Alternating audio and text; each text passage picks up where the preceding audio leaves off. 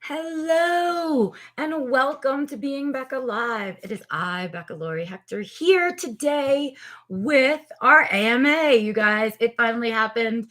Last week, I was going to do our Ask Me Anything, which is my second live Ask Me Anything. And of course, Mother Nature intervened to say, no, not today, Becca. So here I sit today, a week later, and we are going to do a do-over of the Ask Me Anything. Hey, Bernard.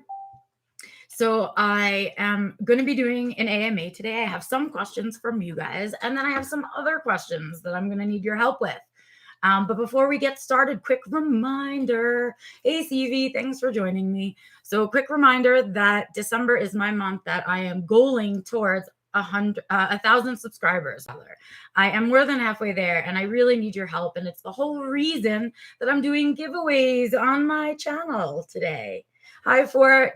And I am going to be doing giveaways through the end of December. Actually, I'm going to be doing them on my live streams. And as we get closer to the end of the month, I'm probably going to be uploading some surprise ones. So you have to be subscribed to win, and you have to get my notifications that a new video is up if you want to win. So that is my hope, that you guys will help me to reach 1,000 subscribers this month and participate in the giveaways. And so with that, let me go ahead and move right into the AMA. Thank you guys for joining me for it. It's going to be a fun one. Hey, Ross. We're gonna do some interesting stuff. So I did get a few questions from you guys, not that many. And here's the thing that do you see this one hair? Can we all see the one hair? I can't grab it. Okay, there it is. And I have some questions that you guys asked, but what I realized, hey, Michelle, is that maybe it's not so easy to come up with cute, clever, whatever questions, or, maybe you can't think of them that easily. And so I went and I did like a search of fun or interesting questions that you can ask people, right? Like conversation starter type questions. And I found a nice list, and it's numbered. And so what I thought is, after I it's numbered 1 through 35. And so I figured after I answer the few questions that I did get from you guys, or just have those of you that are watching live pick a number from 1 to 35, and I'll answer that question.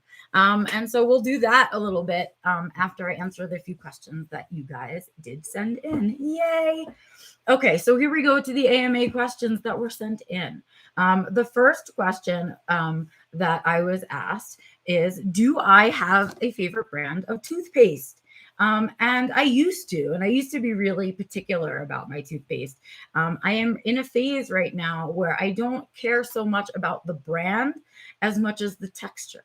So I noticed that when I brush my teeth with like just straight up paste, this is so weird, that when I brush my teeth with like straight up paste toothpaste, I don't like the way my mouth feels. It feels very like I ate a Tums kind of. And then I noticed that if I use the all gel toothpaste, I don't feel like there was enough, because there's no like stuff in it. I don't feel like there's friction. And so I don't feel like my teeth are getting cleaned. So I am now in a phase of only using a mixed toothpaste. So a toothpaste that has like paste, and then, the way that Aquafresh here in the United States used to be made, but obviously a better toothpaste. So I fluctuate between Crest and Colgate, but I do like that mixed paste gel situation. That is my favorite toothpaste. And so that was the first question. The next question is, any advice for those of us neurodivergents still looking for someone in life? Yes, I have advice about that. First of all, my first piece of advice is screw everybody else, learn to love yourself first. And that's something we hear all the time, and we go, wah, wah, stupid advice, but it's not stupid advice. When you really like who you are, you emanate a really positive energy and a confidence that is attractive to other people. They want to be around you, right? And that's how we meet people. So the first step in trying to find somebody is really trying to find yourself and learning about you and learning to love yourself and really be cool with being alone. Like, yeah, I'm good with myself by myself. I don't need somebody else, right?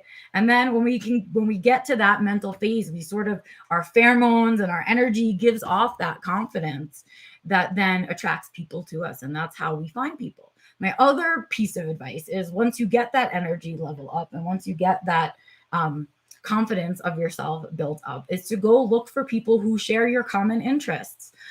Go hang out or volunteer somewhere that people are doing what you love. Go and I don't know, get a job doing something that you love, take a class doing something that you love. But when we hang out with like-minded people, that's how we find folks that we want to spend time with. So that is my advice to finding someone. Yay. Thank you for being subscriber number 535 for it. I appreciate it. Thanks for joining us. So let's see. Next question is, let's see if I can find it now. Fun times. There we go. No, not that one. Hold on a second. There it is. Okay. So here's my next question, and these are Joe's questions, and I love that you asked them, Joe, because they're such good questions. So Joe asked, what is it about crime thriller stuff you love so much? I don't know, but here's how I know when I became interested.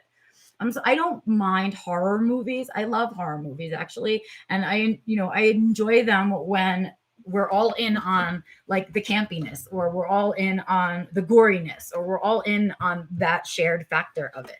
But what I struggle with horror movies is that I know it's fake. And again, with this hair, can we just talk about this one hair? Where is it? What are you attached to? Go away. It said it's fake, right? And so the thing about true crime, that's the part. I'm missing that part. So it's fake. And because it's fake, it doesn't scare me. It doesn't give me the scares or the heebie-jeebies or anything. Things that give me that are more like psychological thrillers and where you don't know where the danger is coming from and all of that kind of stuff.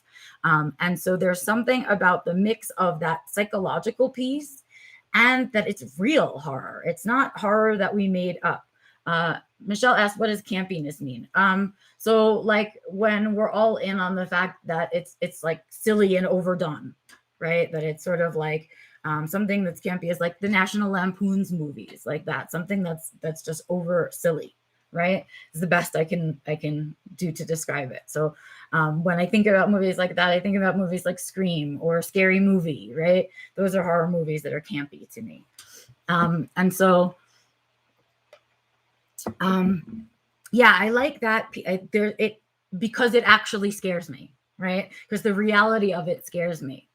And I think to myself, these people are humans, and yet they go about doing these awful things. And what separates us, right? Like I'm a human too. So what, I'm like fascinated by what creates the people, and then sort of the nitty gritty details of what humans are capable of. I don't know. There's something about that reality that I find interesting. Yeah. So that's that.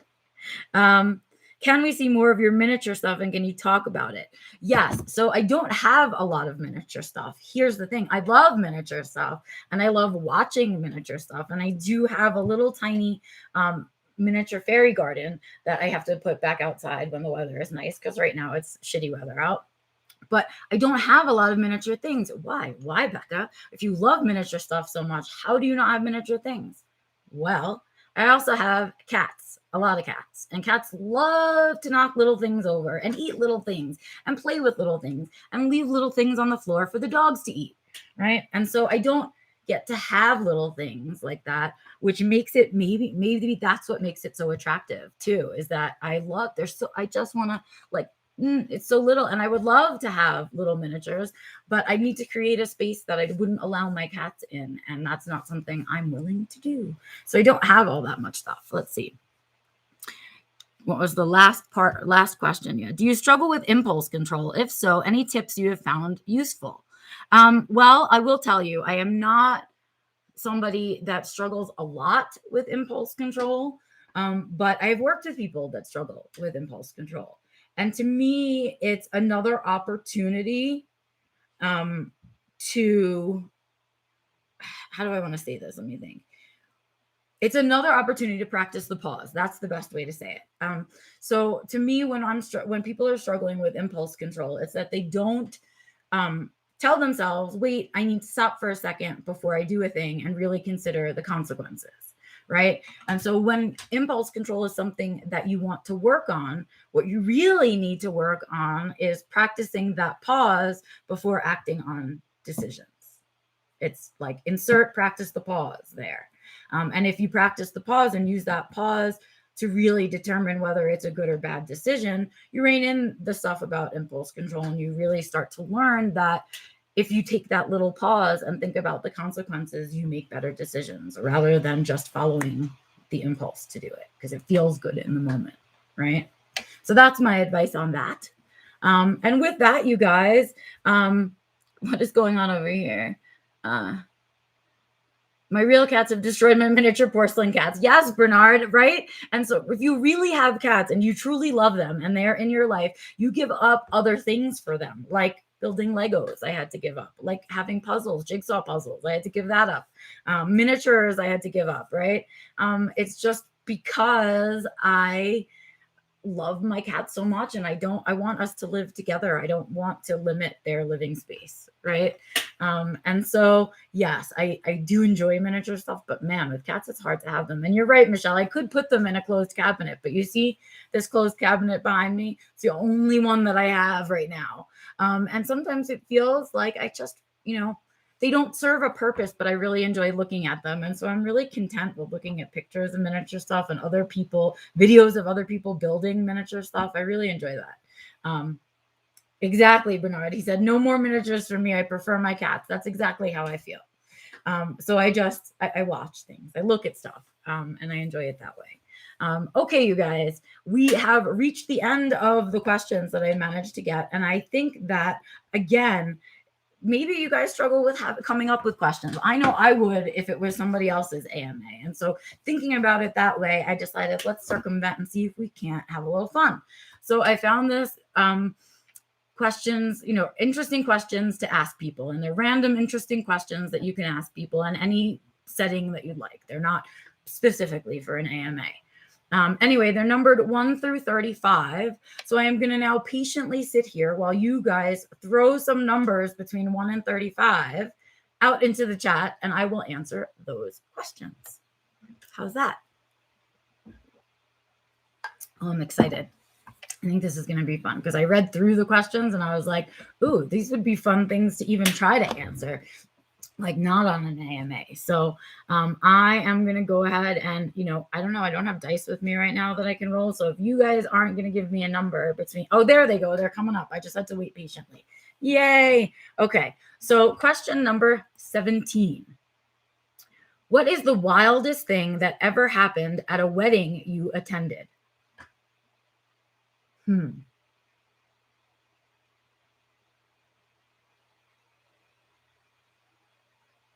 Wow. You want to know something, you guys? I haven't really been to all that many weddings because I really don't enjoy them. And so I don't really go to a lot of them. But I have definitely seen people. I don't even want to name people's names, but I was at a particular wedding. No 42. No 42 for it. I just saw that. No, there is not, but that is a good number. And it only goes to 35. So I did see some people who I think were imbibed a little too much, and also were making use of the buffet very often and that kind of thing. And so they were carrying multiple plates and they slipped in their high heels, and that's devastating. I would be beyond embarrassed. I did not go to very many wild weddings or anything like that. I think I've probably been to a total of definitely under 10 weddings in my lifetime. So I've never really seen anything too crazy at a wedding. Next question, number 7. Let's see what 7 is. If you had to live as an animal for 1 year, which one would you choose and why? Okay. I know that you guys think that the answer is going to be cat, right? But it's not. I really more than anything, I think I'd want to live for a year as a sloth. They have everything's slow, man. I just want everything to be slow sometimes. And I just want to be able to be slow. And I think I would really enjoy a year as a sloth. I think that would be fun. I mean, I just, where there's no rush, just no rush. That's how I feel. So that would be my animal of choice. Let's see. I've got 28 twice, so I'm definitely going to answer that one. Michelle, why don't you pick another number? Let's see, 28. Let's see. What is one trend you wish would come back in style? Wow. What is one trend that you wish would come back in style? I'm not a trendy person. I know what I wish. Okay, the one trend, and it's really an old trend, but there was a time back when women were considered beautiful if they were chubby, and that it was considered to be unattractive to be too thin. And I wish that trend would come back. I wish we could normalize body size and body weight and everything in a really big way, and that it would, that we could find beauty in more than just really extremely thin, unhealthy people, and tall people too, while I'm at it. So yeah, that's the trend that I wish. Let's see, what else? Who's next? 28, 38. Let's see. Michelle gave us 16. Yes, bra burning. Michelle, that would be a good one too. 16 is, what is the most thoughtful present you have ever received?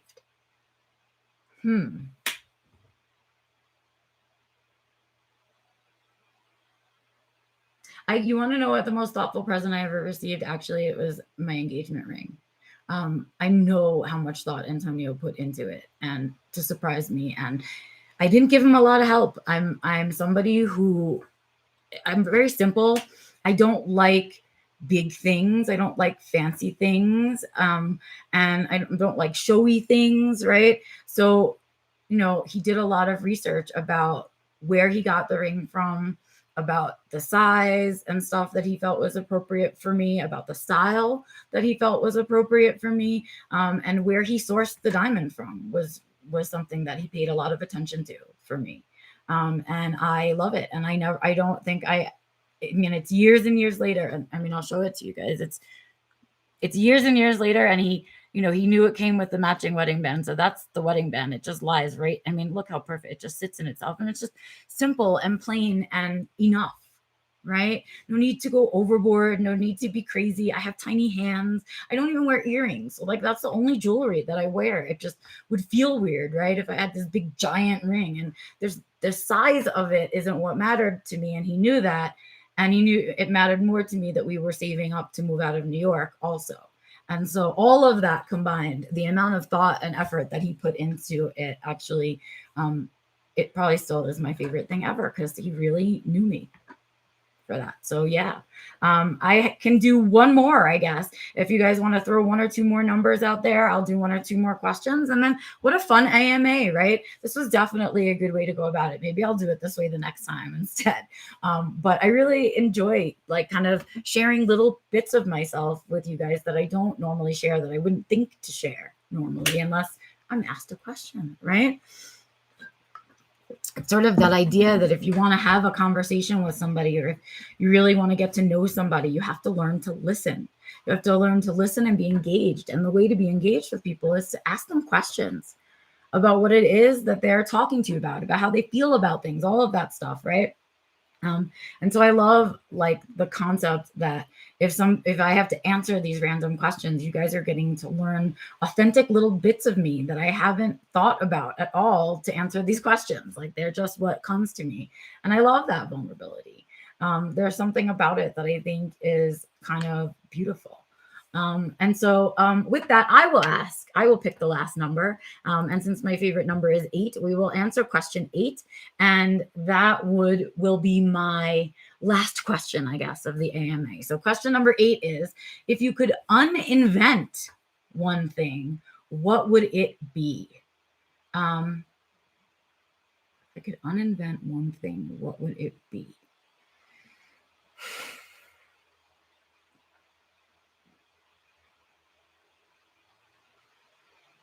Wow, this one's really hard, you guys. I picked a really hard one for myself. If I could uninvent something, what would it be? The first thing that I can think of, I guess, is commercials. I really hate commercials. I get that they serve a purpose.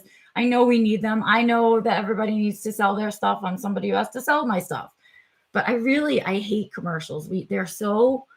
There's something about them. Their length is annoying. They're not long enough or short enough. They're always louder than the rest of the things that you're listening. So if it's a commercial on the radio, it's always louder than the music you were listening to. If you're watching on TV or streaming, it's always louder than whatever you were just watching. And they're always bright and flashy and all of these things. And then on occasion, you get really weird commercials that you have no idea what they're even for. Have you seen these commercials? And Antonio and I guess on those commercials. It's always a guess between perfume or a drug company selling a drug. One of those two things from those weird commercials. So now I want you guys to pay attention to the drug commercials and to the perfume commercials just to look at how bizarre they are. They're just so strange. What are they selling? I mean, how do you sell a smell? Really hard, right? Anyway, not giving them any credit. I really can't stand them. So yeah, commercials. I would uninvent commercials. There you go. Let's see. Michelle said semi-automatic machine guns were used to shoot up schools. So that's yours. Awesome. That's a good answer. And CV gave us 2. So let me answer number 2 and then we will go. So number 2, if you could choose a brand new name for yourself, what would it be?